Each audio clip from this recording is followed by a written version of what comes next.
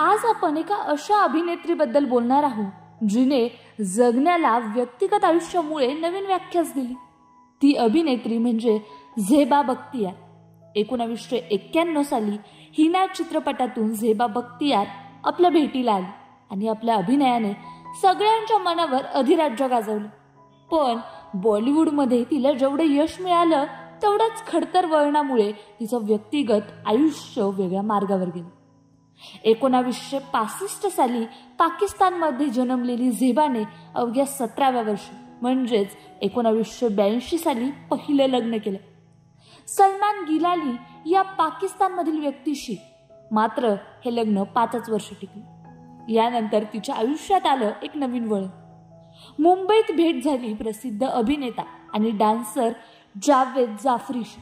दोघांनी 1989 मध्ये गुपचूप लग्न केलं, पण हे नातंही जास्त काळ टिकलं नाही।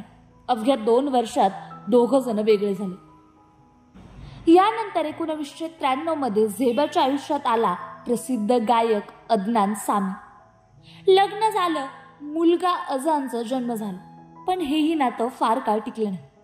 घटस्फोटानंतर अजानच्या कस्टडीसाठी झेबाने तब्बल 18 महिने लढा दिला।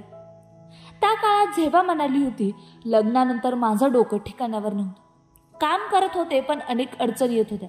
अजानसाठी मी लढले आणि त्याच्यासोबत मला माझं जग मिळालं।